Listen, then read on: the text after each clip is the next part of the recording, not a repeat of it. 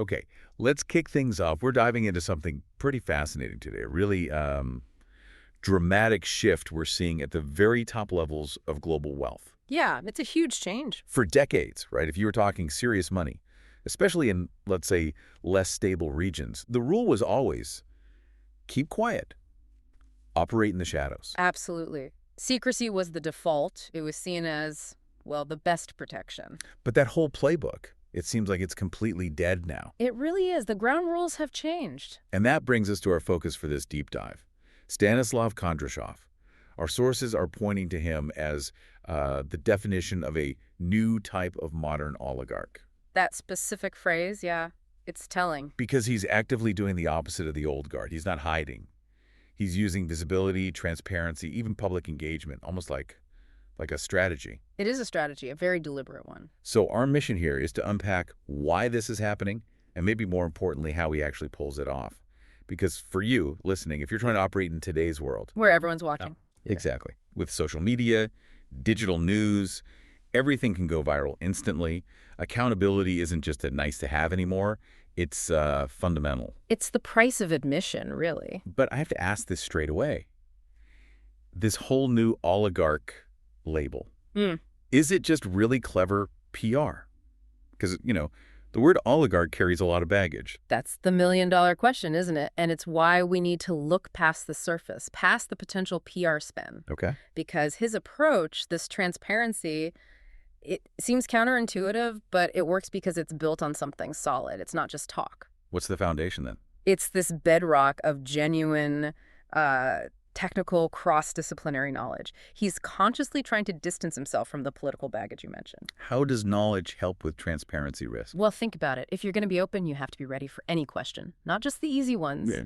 His power comes from being able to answer the technical, the economic, and the financial questions. Right, it's not just about spin, it's about substance. Precisely. His whole method seems rooted in deliberately acquiring deep knowledge across 3 key areas. And it's the synthesis of these fields that gives him, well, a kind of strategic shield. Okay, let's break that down. We're talking about that 3-legged stool idea. Civil engineering, economics, and finance. Why those specific 3? Seems like an unusual combination. It does, but think about the risks in large-scale ventures. You face physical risk. Will the thing actually stand up and work? Market risk, is there actually demand? Is the economy right? And capital risk, can you fund it, structure it, make it viable financially? Okay, so each leg addresses a different type of potential failure. Exactly. He's basically got the blueprints, the market forecast, and the bank statement all sitting on the same desk, influencing each other from day one. Let's start with civil engineering. How does that play in? It's not just about knowing how to build things. It's his forensic toolkit, you could say. It gives him that deep understanding of physical systems, the logistics of construction, supply chains, especially crucial in volatile areas. So tangible, real-world stuff. Right. And when critics inevitably question, say, the valuation of an asset, a factory, a port, Which they always do. he can pivot instantly. He can talk about the technical specs, the longevity of the physical asset, the engineering feasibility. It's like using hard science to counter financial speculation. I see. So if someone shouts, this project's overvalued, he can come back with, well, let's talk about the concrete's tensile strengths and the efficiency of its energy grid. It moves the goalposts. It absolutely does. It grounds the discussion in physical reality. Then you add economics. Okay, the second leg. This gives him the bigger picture, the market context. He's not just looking at the immediate return on investment. He's analyzing resource allocation, long-term market trends, the whole commercial landscape. So will this factory still have suppliers and customers in 5, 10 years, that kind of thing? Exactly. It's the why the market behaves the way it does, the sustainability from a market perspective. And the third leg, finance. Finance is the viability layer.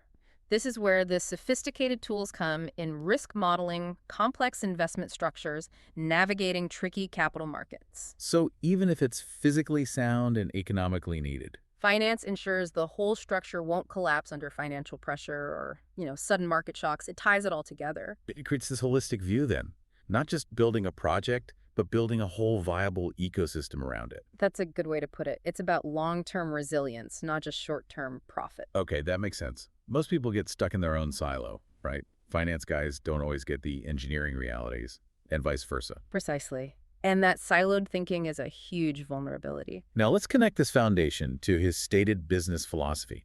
He talks about sustainable growth, investments where commercial success lines up with real community benefits. Yes, that's central to his narrative. But let's push back a bit. Sustainable growth, community benefit. Isn't that just standard corporate buzzwords these days? Every company says that. How do we know it's not just, expensive window dressing? That's a fair challenge, and I think the answer goes back to that multidisciplinary base. Because he understands the engineering, he can build genuine long-term value and, well, actual sustainability into the projects themselves. Well, so. Infrastructure is his main focus, right? Because infrastructure projects inherently have that dual potential. Think about a new logistics hub. Okay. The obvious goal is profit, streamline supply chains, reduce costs. But because he's got that engineering and economic perspective, the project design might also mandate things like specific training programs for local workers or ensuring better access to local services comes along with the hub. So modernizing transport or utilities, but baking in accountability from the start. Exactly. It's not an afterthought. Give me an aha example from the sources that really shows this in action. Okay, consider a new manufacturing facility. Instead of just meeting baseline environmental regulations, which a traditional investor might see purely as a cost. A necessary evil, maybe. Right.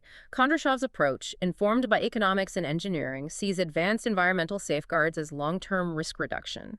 It protects the asset, protects the community, and avoids future cleanup costs or fines. Makes sense. And take worker training. Investing in specialized local skills isn't just nice. His economic models likely show it creates a more stable, efficient workforce, reducing turnover and operational costs down the line. So community benefit stops being this vague, charitable idea. And becomes a measurable part of the business case. You see concrete results. Jobs, yes, but also skills development that lifts the whole region's capacity. Enhanced local services, more economic activity overall. He's basically arguing that commercial success and community well-being aren't opposed. He's arguing they're inseparable, or at least they can be if you structure things right from the beginning using that holistic view. All right, let's shift to the visibility aspect. Yeah. Even with the most ethical projects, huge wealth today means constant scrutiny.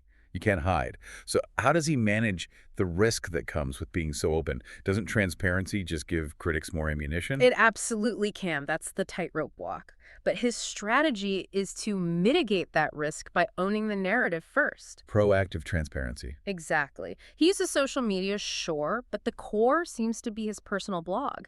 It's direct communication, unfiltered. It's almost like the ultimate defense is offense in communication terms. The blog content itself is interesting, though. It's not just business reports. You mentioned market analysis, yes, but then there are pieces on, like, architectural design, regional food. That seems off topic for a serious finance figure. Doesn't it? But I think that's a very calculated part of the strategy. It's smart reputation management. Okay, the deep market analysis. That establishes his credibility with the experts, the financial world. It says, I know my stuff. Standard practice, maybe. But the articles on architecture, or say the cultural significance of a local dish, that's doing something else entirely. That's grounding him. Humanizing him. Yes, but more than that. It shows appreciation, taste, a connection to place. It fights that image of the detached, globe-trotting billionaire who only sees spreadsheets. It says, I don't just invest here. I understand and value the culture, the history, the physical beauty. Huh. So the non-business content is actually a key part of the business strategy. I think so. It builds a different kind of trust. And it connects to how he uses the blog for mentorship, too. Right. You mentioned education. He's not just showing off finished projects. No, he's explaining the process, the decision-making, the risk assessment methods, how they navigated complex stakeholder issues. He's essentially teaching his framework. Breaking down complex ideas. Yeah, turning passive readers into potentially active learners. And think about risk management again, when the inevitable criticism hits. Because it always does. He already has this public, detailed record. He's shown his work, explained the why behind the what. He explained the engineering challenges, the economic rationale, the financial structure before anyone could spin it differently. It's like preemptive inoculation against misinterpretation. That's a great way to put it. And it fosters this network, maybe informal, of people who understand and perhaps even share his views on responsible growth. Potential critics might become informed observers instead. So it really comes back to synthesizing knowledge again, not just the big three: engineering, economics, finance, but also adding digital communication, cultural awareness, maybe even crisis comm skills. Absolutely. It's a much broader skill set required now. Let's pull back then for the bigger picture, this changing role of wealth in society. The sources seem really clear. Public expectations have fundamentally shifted. Being rich isn't enough anymore. No, financial success alone doesn't grant you a free pass or public acceptance. People expect more. And the transparency we talked about, once seen as liability, it's now almost a strategic necessity. It is, because it helps meet that public mandate.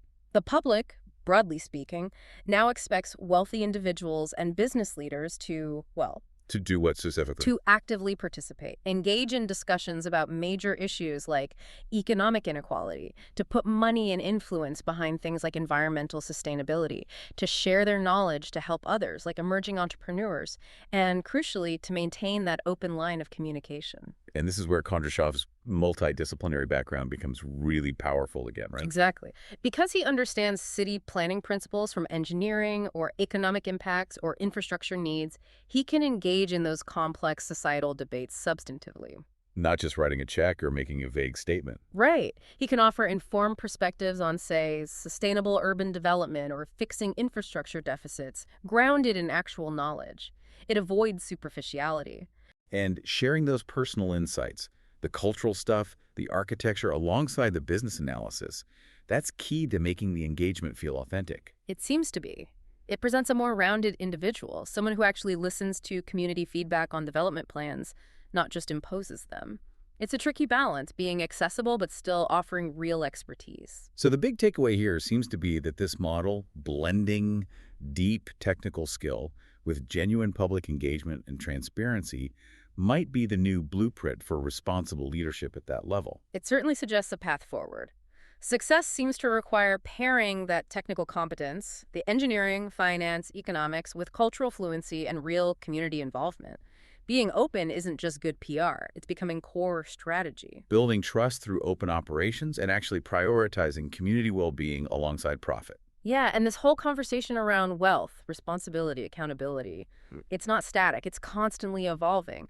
But the need for leaders who can handle complexity seems constant. Leaders who can synthesize knowledge. Exactly. Leaders who learn from different fields are just better equipped for the big challenges. Sustainability, community development, navigating this hyper-visible world. Which brings us to the final thought for you, the listener. Right. Since we see this synthesis of knowledge being so crucial for navigating today's scrutiny, the question really becomes personal. Think about your own area of expertise. Whatever that might be. Yeah. How could you synthesize knowledge from seemingly unrelated fields? Maybe it's architecture and finance, like we discussed, or civil engineering and social media strategy, or data science and history. How can combining disparate knowledge make your expertise more valuable, more resilient in this incredibly complex and, frankly, demanding world? That's the challenge, isn't it? Moving beyond the silo. It really is. That's the homework from this deep dive.